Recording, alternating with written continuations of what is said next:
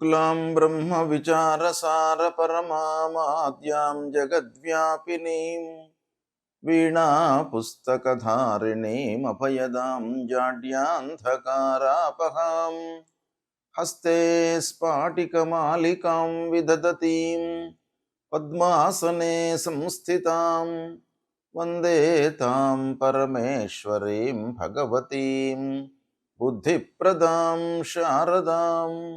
శ్రీ మహాగణాధిపతయే నమః. శ్రీ మహాసరస్వత్యై నమః. శ్రీ గురుభ్యో నమః. పంచగ్రహ కూటమి ఈ సంవత్సరము 2026వ సంవత్సరంలో మనకు 17 ఫిబ్రవరి 2026 రోజున ఉదయం 9:06 నుండి 19 ఫిబ్రవరి 2026 మధ్యాహ్నం 3 గంటల వరకు చంద్రుడితో కూడుకున్నటువంటి పంచగ్రహ కూటమి. అంటే ఇది 2 రోజులే ఉంటుంది. ఇది అమావాస్య యుక్తంగా చంద్రుడితో ఉన్నటువంటి పంచగ్రహ కూటమి. అంటే ఈ 5 గ్రహాల లోపల సూర్యుడు, చంద్రుడు, శుక్రుడు, బుధుడు, రాహువు వీళ్ళు ఇన్వాల్వ్ అయి ఉన్నారు. అంటే చంద్రుడు, సూర్యుడు, రాహువుతో ఇన్వాల్వ్ అయి ఉన్నటువంటి ఈ పంచగ్రహ కూటమి 2 రోజులు ఉంది. ఇందులో అమావాస్య కూడాను సంభవిస్తుంది. ఇది ఒక పంచగ్రహ కూటమి. తర్వాత రెండవసారి కూడాను మనకు పంచగ్రహ కూటమి వస్తుంది. అది 23 ఫిబ్రవరి 2026 రోజున మధ్యాహ్నం 11:48 నుండి 1 మార్చి 2026 అర్ధరాత్రి 12:57 వరకు ఇక్కడ కుజుడితో కూడుకున్నటువంటి పంచగ్రహ కూటమి ఏర్పడుతుంది. అంటే ఈ పంచగ్రహ కూటమిలో చంద్రుడు లేడు. చంద్రుడిని మినహాయించి, అంటే చంద్రుడు కాకుండా మిగతా గ్రహాలతో ఏర్పడేటువంటి పంచగ్రహ కూటమి అన్నమాట. ఇది ఎక్కువ రోజులు ఉంటుంది. చంద్రుడితో ఇన్వాల్వ్ అయి ఉన్నటువంటి పంచగ్రహ కూటమి 2-2.5 రోజులే ఉంటుంది. చంద్రుడు లేకుండా మిగతా గ్రహాలతో ఏర్పడినటువంటి పంచగ్రహ కూటమి కనుక ఇది ఎక్కువ రోజులు. అంటే 23 ఫిబ్రవరి నుండి మనకు 1 మార్చ్ అర్ధరాత్రి వరకు ఉంటుంది. అంటే ఇక్కడ 5 రోజులు, ఇది 1 రోజు. అంటే 6-7 రోజులు ఈ పంచగ్రహ కూటమి చంద్రుడు లేనటువంటి పంచగ్రహ కూటమి అన్నమాట. ఇది చాలా ప్రభావాన్ని చూపిస్తుంది. వ్యక్తిగత ప్రభావం కంటే కూడాను ప్రపంచవ్యాప్తంగా, దేశవ్యాప్తంగా, రాష్ట్ర వ్యాప్తంగా మనకు ప్రమాదాలు, సంఘటనలు, ఆకస్మికమైనటువంటి ఇబ్బందులు, మార్కెట్ లోపల ఉన్నటువంటి ధరలు పెరగడము, పతనం కావడము, ఇలాంటిది మనకు ఊహకు అందనటువంటి ఎన్నెన్నో విషయాలు ఈ పంచగ్రహ కూటమి సందర్భంగా జరిగేటువంటి అవకాశాలు చాలా ఉంటాయి. కాబట్టి ఇలాంటి ప్రభావము, అంటే ఈ గ్రహాలతో ఏర్పడుతున్నటువంటి పంచగ్రహ కూటమి మనకు రాశి ప్రకారంగా ఎలా ఉంటుంది, అంటే వ్యక్తులకు ఎలా ఉంటుంది. అంటే ప్రపంచం అంటే మట్టి కాదు, మనుషులతో కూడుకున్నటువంటిదే ప్రపంచం. అంటే ప్రపంచవ్యాప్తంగా సామూహికంగా ఎఫెక్ట్ అనేటువంటిది ఈ గ్రహ కూటమి మూలకంగా జరుగుతుంది అనేటువంటిది శాస్త్రం చెప్పినప్పటికీ ఇందులో ఇన్వాల్వ్ అయి ఉన్నటువంటి వాళ్ళు ఎవరు? ప్రజలు. కాబట్టి ఈ ప్రజలు ఆయా రాసులలో ఉద్భవించినటువంటి వాళ్ళు కనుక ప్రధానంగా రాశిపరంగా ఈ పంచగ్రహ కూటమి యొక్క ప్రభావము ఎలా ఉంటుంది అనేటువంటి విషయాన్ని మనము తెలుసుకుందాం. రాశిపరంగా ఈ పంచగ్రహ కూటమి యొక్క ప్రభావం ఎలా ఉంటుంది అనే విషయాన్ని మనం చూసినట్టయితే, ప్రథమంగా మేషరాశి జాతకులకు, అంటే మేషరాశిలో జన్మించినటువంటి వాళ్లకు ఈ పంచగ్రహ కూటమి ఎలా ఉంటుంది, దీని యొక్క ప్రభావం ఎలా ఉంటుంది. ఇందులో మేషరాశిలో జన్మించినటువంటి వాళ్ళు స్త్రీలు ఉంటారు, పురుషులు ఉంటారు. మనం సరాసరిగా చూసినట్టయితే 50% మంది మేషరాశిలో స్త్రీలు ఉంటారు, 50% మంది పురుషులు ఉంటారు. కాబట్టి ఈ స్త్రీలకు ఎలాంటి ఎఫెక్ట్ ఉంటుంది, పురుషులకు ఎలాంటి ఎఫెక్ట్ ఉంటుంది అనే విషయాన్ని మనము విశ్లేషించి సూక్ష్మంగా మనం చూసినట్టయితే, మేషరాశి వారికి ఇక్కడ ఈ పంచగ్రహ కూటమి అంటే కుంభరాశిలో సంభవిస్తుంది. ఇది కుంభరాశిలో సంభవించడము అని అంటే లాభస్థానంలో ఈ పంచగ్రహ కూటమి సంభవిస్తుంది. అంటే 11వ స్థానము లాభస్థానము, అన్ని విధాలుగా మనకు కలిసి వచ్చేటువంటి స్థానము, మన కోరికలను తీర్చేటువంటి స్థానం అన్నమాట ఇది. ఈ స్థానంలో ఏ గ్రహ సంచరించినప్పటికీ ఆ గ్రహకు సంబంధించినటువంటి కారకత్వాలు, ఆ స్థానానికి సంబంధించినటువంటి ఫలితాలు ఈ జాతకుడికి ఆపాదించబడతాయి అనేటువంటిది మనకు శాస్త్రం చెప్తుంది. ప్రాక్టికల్‌గా గూడాను చాలా విషయాల లోపల మనము చూడడం జరుగుతుంది గనక, మేషరాశిలో జన్మించినటువంటి వారికి ఈ పంచగ్రహ కూటమి చాలా కలిసి వస్తుంది. అంటే వాళ్ళు చేస్తున్నటువంటి ఉద్యోగపరంగా సంతృప్తిగా ఉంటారు. ఆదాయం పెరుగుతుంది. అంటే వాళ్ళు చేస్తున్నటువంటి ఉద్యోగం నుండి వేరే ఉద్యోగంలోకి వెళ్ళడము, ఉద్యోగంలో మార్పు మూలకంగా వాళ్లకు ఆదాయం పెరగడము, కొత్త అవకాశాలు రావడము, ఇలాంటివి సంభవించే అవకాశాలు ఉన్నాయి. స్నేహితుల వల్ల చిన్నపాటి సమస్యలు వస్తాయి. అయినప్పటికీ ఆ స్నేహితుల వల్ల కూడాను చాలా పనులు నెరవేరేటువంటి అవకాశాలు ఉన్నాయి. ఇక సమాజపరంగా మనం చూసినట్టయితే సమాజం లోపల పేరు ప్రఖ్యాతులను సంపాదిస్తారు. అయితే కొన్ని విషయాలలో కొంత అపార్థము జరిగేటువంటి అవకాశాలు ఉన్నాయి. అపార్థాలకు ఆస్కారము ఉంది. దాన్ని కొంత రెక్టిఫై చేసుకొని మాటలను మనము కట్టుబడితో ఉన్నట్టయితే దాన్ని కూడాను మనము అధిగమించడానికి అవకాశాలు ఉంటాయి.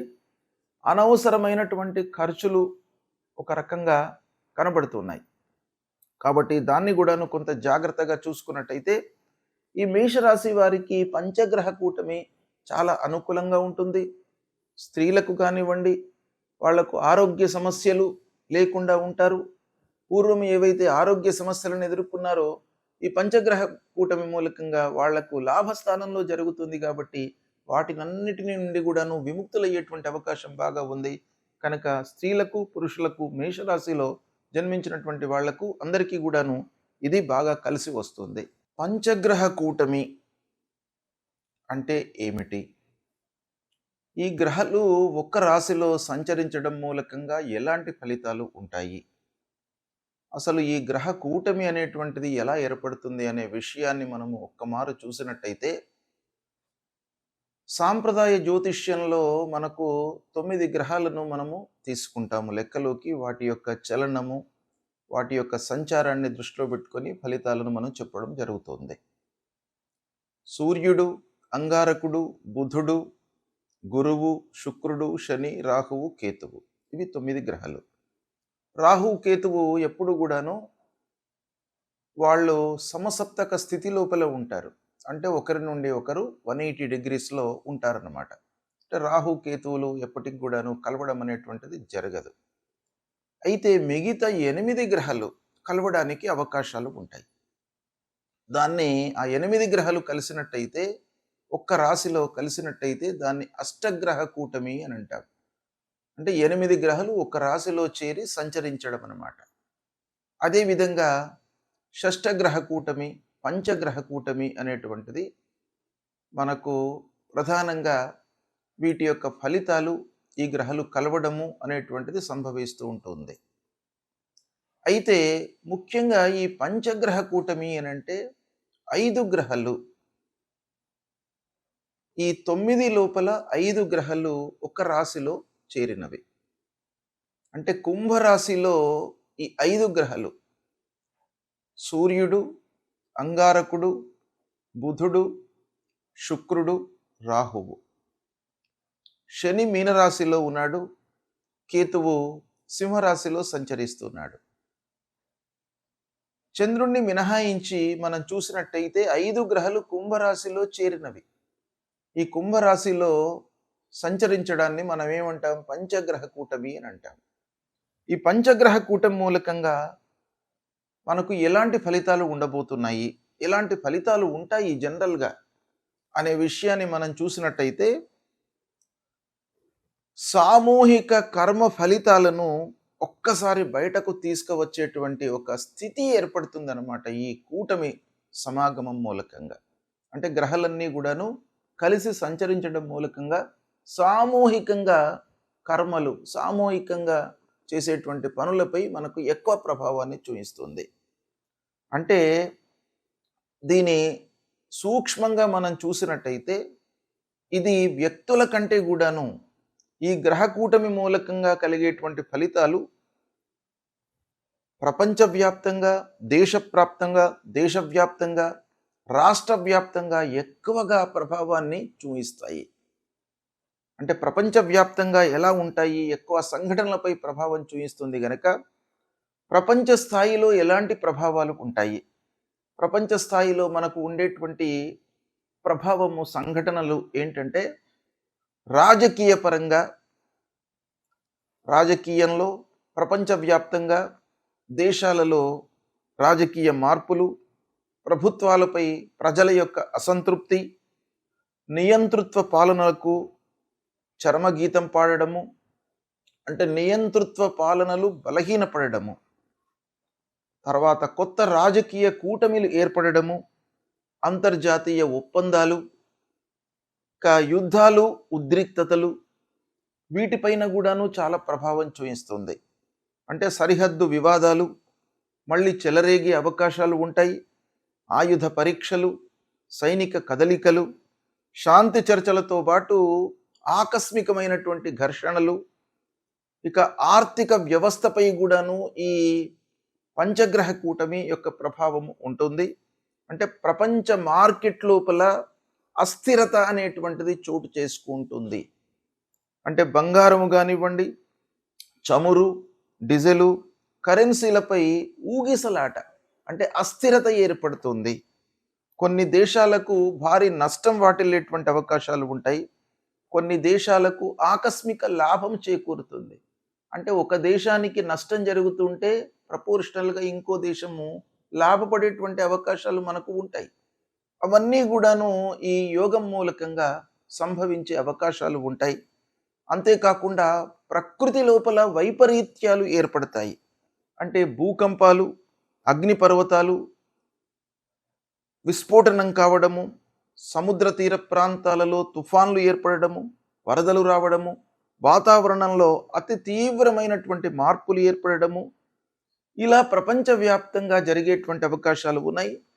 ఇక దేశీయంగా భారతదేశంలో ఎలాంటి ప్రభావం చూపిస్తుంది అనంటే పాలనపైన, రాజకీయాలపైన ప్రభావం చూపిస్తుంది. కేంద్ర రాష్ట్రాల మధ్య అధికార ఘర్షణలు తలెత్తేటువంటి అవకాశాలు ఉంటాయి. కీలక చట్టాలు, విధాన మార్పులు, ప్రజల ఉద్యమాలు పెరిగే అవకాశం ఉంటుంది. దేశీయంగా కూడాను ఆర్థికపరమైనటువంటి రంగం పైన ఎఫెక్ట్ కనబడుతుంది. అంటే స్టాక్ మార్కెట్లు ఆకస్మిక పతనము, పునరుద్ధరణ, వ్యవసాయము, మౌలిక వసతులు, పెద్ద పెట్టుబడులపై ప్రభావము, కొత్త పన్నులు లేదా ఆర్థిక విధానాలు, భద్రతపై, రక్షణపై కూడాను ప్రభావం చూపిస్తుంది.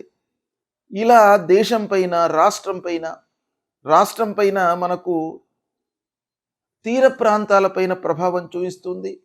రాష్ట్రానికి సంబంధించినటువంటి ఖనిజాలు, పరిశ్రమలు, వ్యవసాయం ప్రధానమైనటువంటి రాష్ట్రాలు ఏవైతే ఉన్నాయో ఆ రాష్ట్రాల లోపల వర్షపాతము అసమానతగా ఉండడము, అంటే మనకు కాలానికి అనుగుణంగా వర్షాలు పడకపోవడము, దాన్ని అసమతుల్యంగా వర్షాలు పడడము, తద్వారా పంటల ధరల లోపల మార్పు, ఇవన్నీ కూడాను ఉండే అవకాశాలు ఉంటాయి.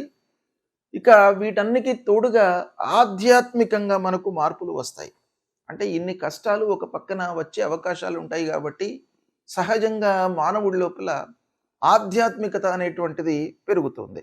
అంటే ప్రజల లోపల ధ్యానము, భక్తి ప్రపత్తులు, ఆధ్యాత్మిక చింతన, తర్వాత పాత సంప్రదాయాలకు సంబంధించినటువంటి విషయాలపై మనస్సు నిలపడము, సంప్రదాయ గ్రంథాలను చదవడము, గురువులను సేవించడము, సాధువులను సందర్శించుకోవడము, ఇలాంటి ఫలితాలు మనకు పంచగ్రహ కూటమి మూలకంగా ఓవరాల్గా ఉండే అవకాశాలు ఉంటాయి. వీటి నుండి అధిగమించడానికి మన సంప్రదాయం ప్రకారంగా ఏవైతే చెప్పారో, ఏం చెప్పారు, ఇలాంటి విపత్తులు జరుగుతున్నటువంటి సమయం లోపల మానవులందరూ కూడాను భగవంతుణ్ణి ఆరాధించడము, భగవంతుడికి కావలసినటువంటి జప తపాదులు, హోమాలు చేయడము, తద్వారా ఇవన్నీ కూడాను తగ్గేటువంటి అవకాశాలు ఉన్నాయి. మన హిందూ సాంప్రదాయంలో ఒక ఉత్కృష్టమైనటువంటి స్థితి మానవుడికి ఇచ్చింది.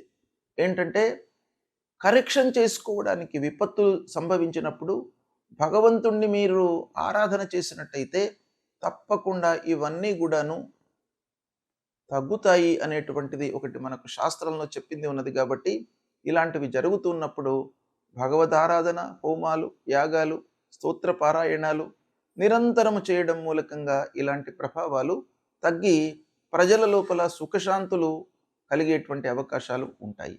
శుభం.